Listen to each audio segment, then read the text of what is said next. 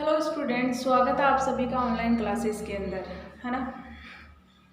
आज अपन स्टार्ट करेंगे अपना ऑर्गेनोसल्फर कंपाउंड चल रहे थे, उनका निर्माण की विधियां अपन ने देख ली थी, किस प्रकार से इनका निर्माण होता है।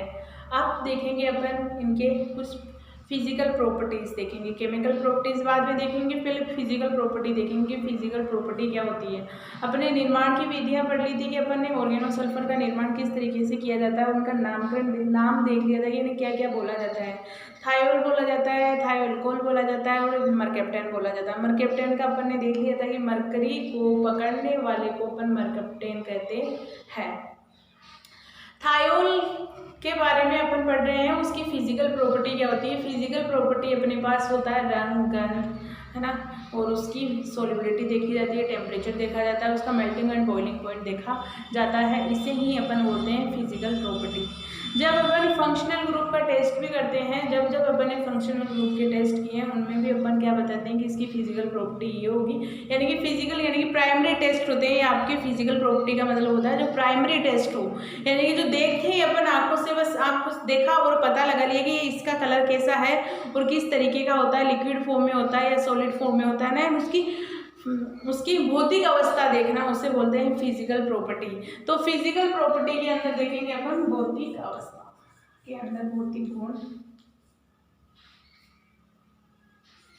भौतिक गुण देखेंगे अपन। ये मैंने सही नहीं लिखा। फिजिकल प्रॉपर्टीज देख रहे हैं। फिजिकल प्रॉपर्टी के अंदर सबसे पहले आती है अपने पास उसको होता कैसा है, इनकी उसकी अवस्था देख रहे हैं, फेज देख रहे हैं, फेज कैसी होती है। देखो गैस के समान भी होती है इसकी फेज और जिसके लिक्विड के अंदर भी होती है ना। तो दो प्रकार की फेज होती है, इसके अंदर गैसेस फॉर्म में भी होता है और ये लिक्विड फॉर्म में भी होता है। मोस्टली ये लिक्विड फॉर्म में ही पाया जाता है। ओके, तो अगर इसकी फेज देखें अपन, फेज का मतलब यहाँ मैं ठोस, द्रव और गैस से ले रही हूँ, लिक्विड तीनों फेज में होता है। तो अपने पास ये होता है लिक्विड में। ओके, लिक्विड फॉर्म होती है इसकी। अब देखेंगे अपन इसकी सोल्युबिलिटी, ये किस में डिसोल्व होता है। ओके, सोल्युबिलिटी देखी जाए इसकी, तो सोल्युबिलिटी अपन वाटर में डिसोल्व करके देखते हैं कि कौन वाटर में डिसोल्व हो रहा है, कौन नहीं हो रहा है ना। तो वाटर में डिसोल्व कौन होगा, जो आपके हाइड्रोजन बॉन्ड बनाता है इजीली, वो तो डिसोल्व हो जाते हैं, जबकि कोई नहीं हो पाता है। एक आपकी सोल्युबिलिटी का कॉन्सेप्ट आता है कि समान समान को ही घोलता है। ये सबने पढ़ा है, सबका फेवरेट लाइन है सबकी ये, कि समान समान को घोलेगा, असमान असमान को घोलेगा। यानी कि उसकी ध्रुवीयता के आधार पर अपन देखते हैं कि समान कौन सा है और असमान कौन सा है।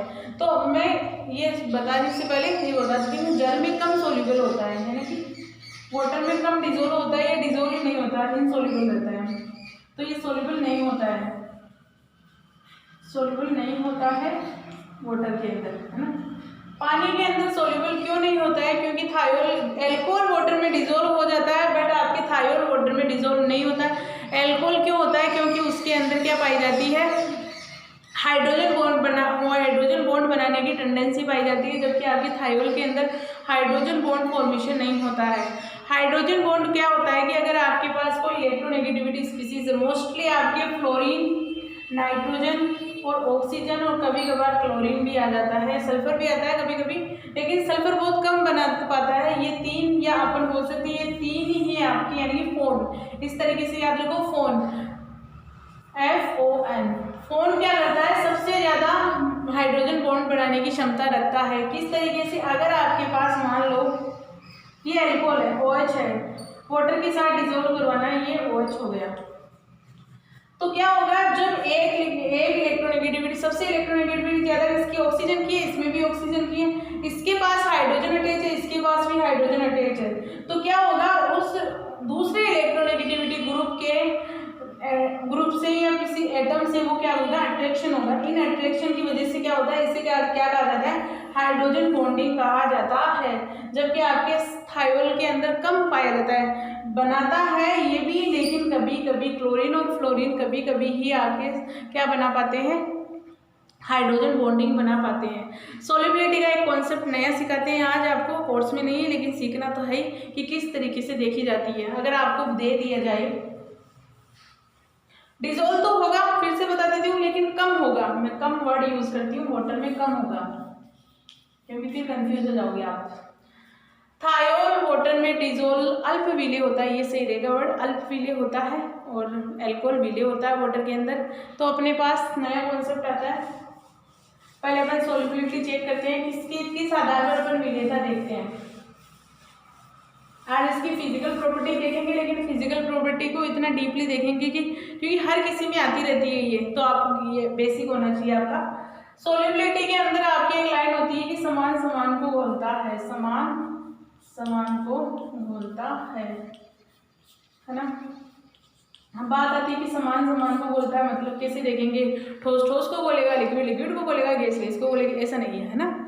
इसमें समान समान का मतलब लेके ध्रुवीय से लिया गया, उसके पोलर या नॉन पोलर के आधार पे लिया गया।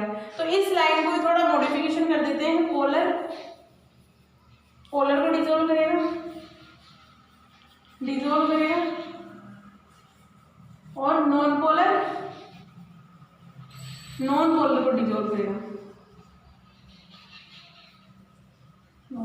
को डिसॉल्व करेगा, अब बात आती है कि आप पोलर को कैसे पहचानोगे, नॉन पोलर को कैसे पहचानोगे कि ये पोलर कौन सा होगा और ये नॉन पोलर कौन सा होगा, है ना।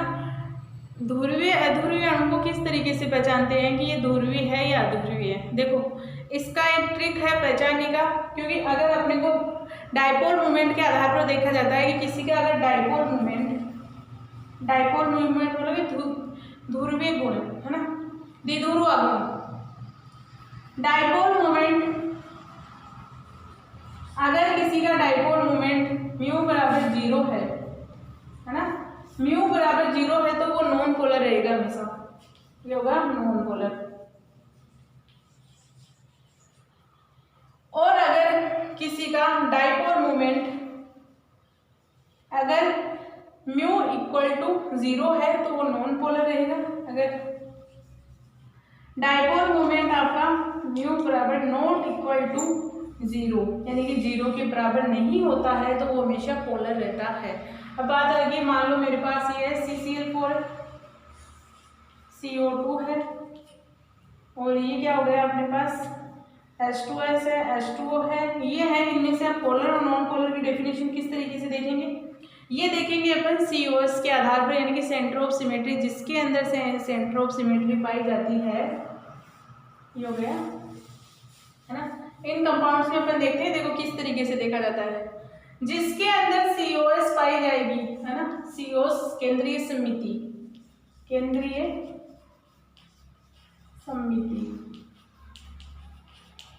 किस तरीके से देखते हैं वो भी बताती हूँ। ये आपके जब अपन त्रिविम समायुक्ता पढ़ते हैं तब आ जाता है, अगर नहीं आता है तो कोई बात नहीं, सिखा देंगे अभी आपको। जिसके अंदर COS पाई जाती है ना, वो हमेशा क्या होगा आपका पोलर होगा, सॉरी COS पाई जाती है वो हमेशा नॉन पोलर होगा, है ना। और जिसके अंदर COS एब्सेंट होगी, यानी कि एब्सेंट होगी, वो क्या होगा हमेशा पोलर होगा। ओके, ये बात आपको याद रखनी है, जिसके अंदर COS पाया जाता है वो नॉन पोलर होता है, बट जिसके अंदर COS एब्सेंट होता है, यानी कि सेंटर ऑफ सिमेट्री अगर किसी भी कंपाउंड के अंदर एब्सेंट होती है, तो उस कंडीशन में वो कंपाउंड क्या हो जाएगा, ध्रुवीय हो जाएगा। और जिसके अंदर COS प्रेजेंट होती है, यानी कि सेंटर ऑफ सिमेट्री पाई जाती है, वो आपका अध्रुवीय कंपाउंड होता है। लाइक बेंजीन के अंदर COS पाई जाती है, किस तरीके से, अब चेक किस तरीके से करेंगे COS,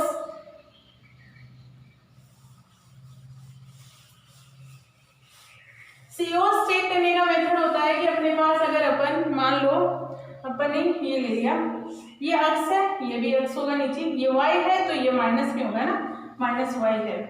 अब मान लो मुझे यहाँ इसमें, यहाँ से सेंटर से मैं इधर जा रही हूँ, यहाँ 1 2 3 रहेगा, यहाँ भी 1 माइनस में रहेगा, 2 रहेगा, 3 रहेगा, यहाँ 1 2 3 रहेगा, ये 1 और 2 3 रहेगा, इस तरह का ये माइनस में होगी वैल्यू, है ना। अगर सेंटर से मैं 1 की तरफ जा रही हूँ तो 1 ही मिल रहा है मुझे, और पीछे आ रही हूँ तब भी 1 ही मिल रहा है मुझे, है ना।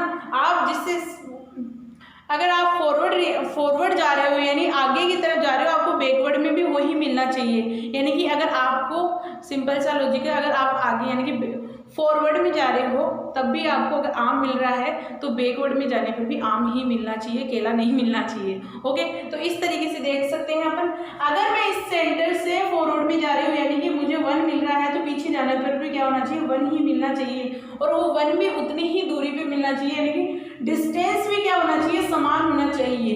कंडीशन हो गई। और अगर मैं ऊपर की तरफ जा रही हूँ 1 ही मिलना चाहिए तो नीचे भी मुझे 1 ही मिलना चाहिए। और अगर मैं इस साइड जा रही हूँ यानी कि बीच में से जा रही हूँ, अगर ये खाली स्पेस है तो मुझे खाली स्पेस ही मिलना चाहिए। और अगर इस तरफ जा रही हूँ तब भी खाली मिल रहा है तो पीछे जाने पर भी मुझे खाली ही मिलना चाहिए। इसे कहा जाता है, इसके अंदर COs प्रेजेंट होगी, यानी कि सेंटर ऑफ सिमेट्री प्रेजेंट होगी। और जैसे मेरे पास है, एक एग्जाम्पल लेती हूँ मैं, ट्राइसाइक्लिक का ले रही हूँ, है ना। मैंने लिया ये एग्जाम्पल, इसमें से मैंने सेंटर ऑफ सिमेट्री देखा। पहले तो मुझे सेंटर पे जाना होगा, ये सेंटर मान लिया मैंने, इसका ये सेंटर है ना। इस सेंटर से अगर मैं मूव कर रही हूँ इस कार्बन की तरफ तो मुझे कार्बन ही मिलना चाहिए। और अगर इसके पीछे आ रही हूँ, जस्ट पीछे आना, आपको इस साइड नहीं जाना है, केवल क्या करना है, पीछे जाना है। पीछे जाने पर भी मुझे क्या होना चाहिए, कार्बन ही मिलना चाहिए।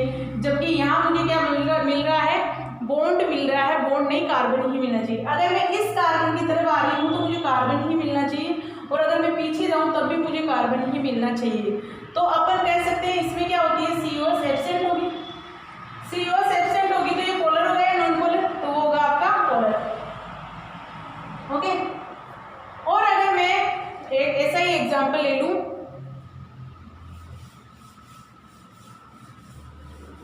साइक्लोब्यूटेन का ले लूँ, ये साइक्लोप्रोपेन का लिया, साइक्लोब्यूटेन का ले लूँ। ये मस्त सा एग्जाम्पल अपना साइक्लोब्यूटेन का। साइक्लोब्यूटेन के सेंटर में है, ये सेंटर है इसका। मैं इस तरह मूव कर रही हूँ, मुझे कार्बन मिला। मैं पीछे गई तब भी मुझे कार्बन मिला। मैं ऊपर गई, मुझे इस तरफ गई तो कार्बन मिला, और इस तरफ गई तब भी कार्बन मिला। इस तरफ गई बॉन्ड मिला, इस तरफ गई बॉन्ड मिला, इस तरफ गई बॉन्ड मिला, इस तरफ भी गई तो बॉन्ड मिला, है ना। तो अपन कह सकते हैं इसमें क्या है, आपके COs प्रेजेंट है। देन तो कंपाउंड कौन सा हो जाएगा, ये नॉन पोलर हो जाएगा। ओके, इसी तरीके से बेंजीन का एग्जांपल लेते हैं। बेंजीन में क्या होगा आपके, ये बेंजीन,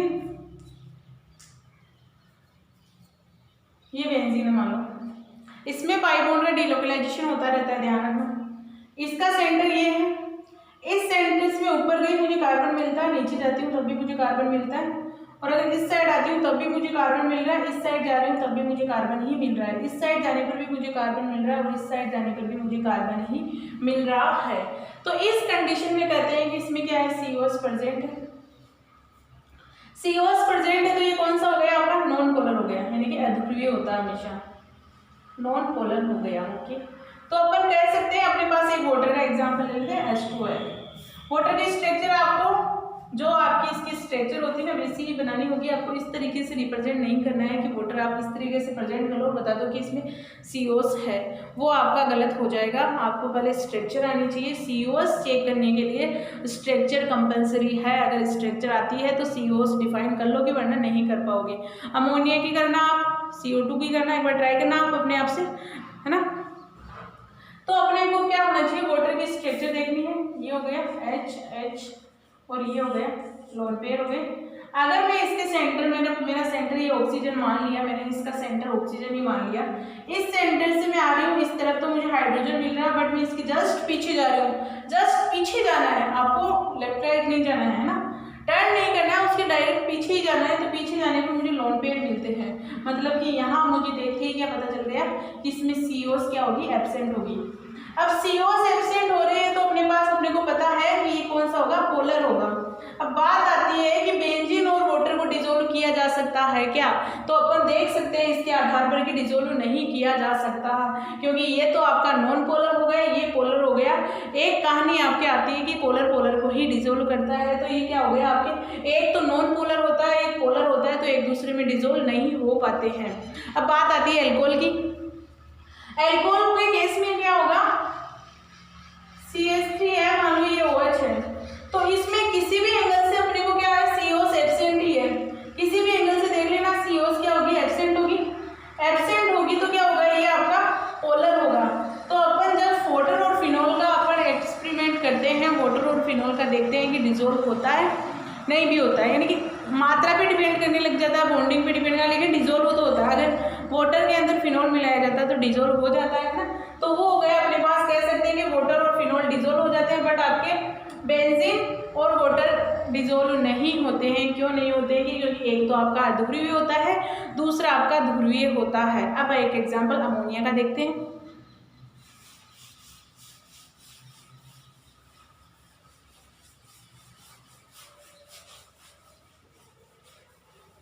अमोनिया की स्ट्रक्चर आपको देखो इस तरीके से मत बना देना, गलत हो जाएगा।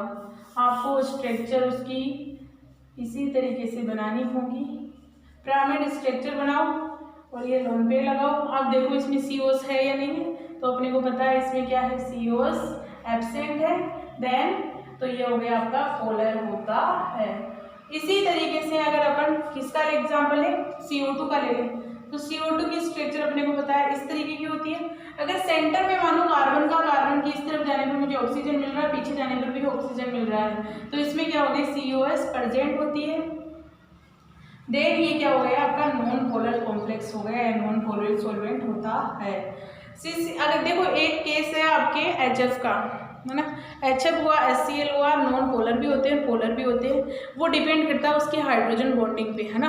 HF के केस में आपको एक बात याद रखनी पड़ेगी कि ये नॉन पोलर भी होता है और पोलर भी होता है।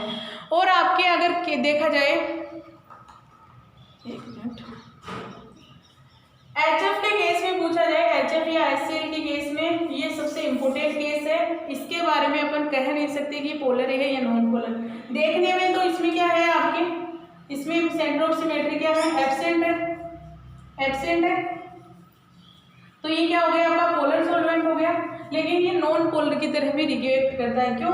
क्योंकि इसके पास ये HF अकेला तो नहीं होगा, इसके साथ क्या हाइड्रोजन बॉन्डिंग पाई जाएगी, तो हाइड्रोजन बॉन्डिंग पाई जाएगी तो ये हो गया आपका F और H, यानी कि बहुत सारे मॉलिक्यूल्स पाए जाएंगे, तब इसमें देखा जाता है कि इसके अंदर आपकी क्या होती है, हाइड्रोजन क्या पाया जाता है, COS पाई जाती है, तो उसके आधार पर भी चेक किया जाता है ना। लेकिन आप ये याद रखना, इसको COS के केस में मत लेना कि किस तरीके से रिप्रेजेंट की जाती है। ओके, एक ये हो गया। एक आपको जब ट्रायंगल यानी कि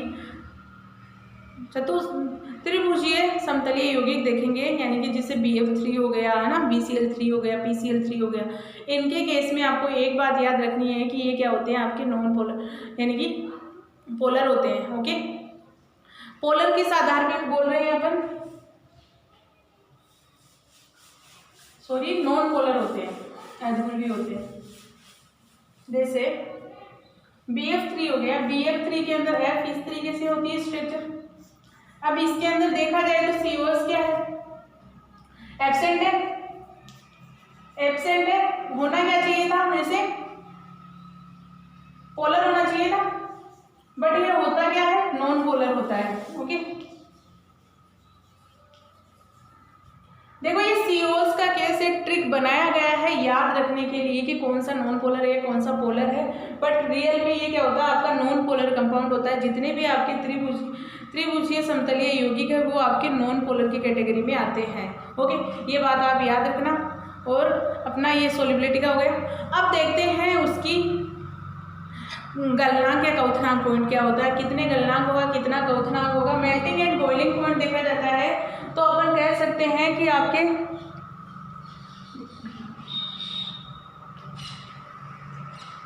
मेल्टिंग और बॉइलिंग पॉइंट देखा जाता है इनके अंदर, थायोल के अंदर देख रहे हैं अपन,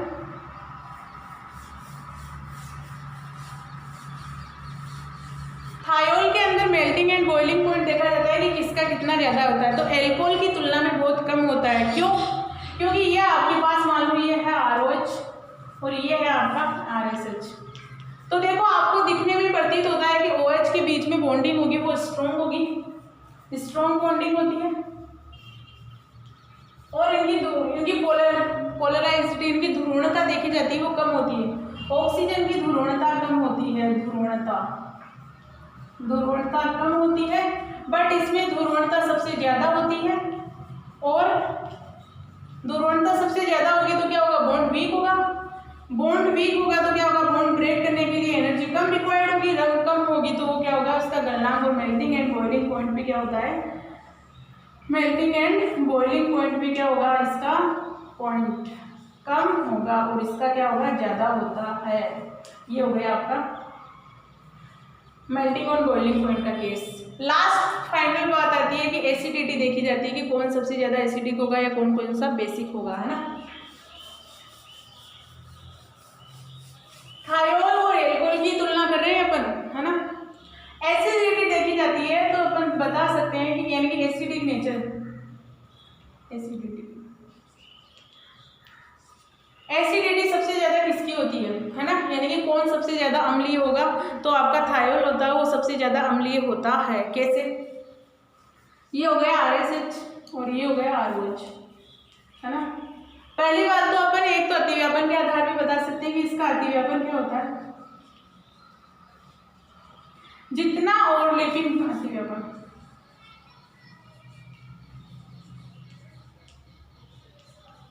जितनी ओवरलैपिंग होगी अधिक, वो बॉन्ड उतना ही क्या होगा, स्ट्रॉन्ग होगा।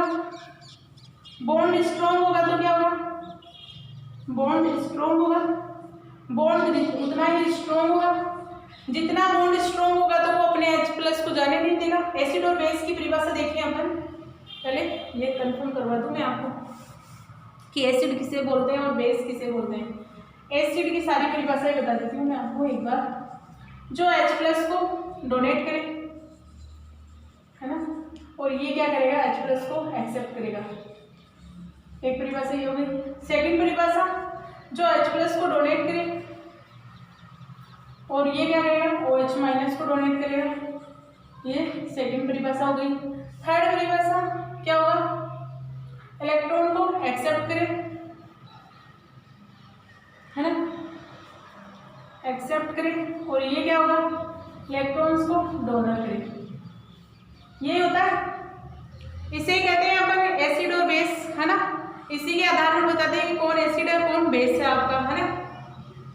तो इसमें क्या होगा, ओवरलैपिंग जितनी ज़्यादा होगी बॉन्ड स्ट्रॉन्ग उतना ही ज़्यादा होगा और वो अपने H+ को जाने नहीं देगा। तो इनमें ओवरलैपिंग सबसे ज़्यादा होती है। ये क्या करेगा, OH क्या होगा, अपने हाइड्रोजन को कहीं जाने नहीं देगा, है ना।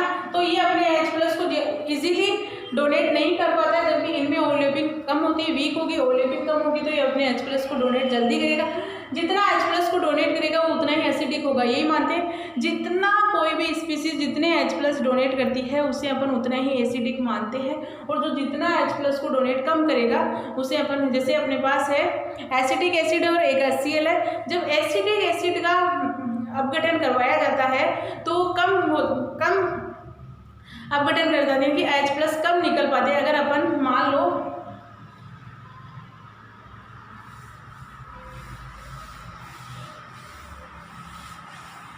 लो अपन क्या कर रहे हैं, CH3COOH का क्या करवा रहे हैं, विघटन जल अपघटन करवा रहे हैं, तो क्या हो रहा है, ये CH3COO- प्लस ये H+ में कन्वर्ट हो रहा है।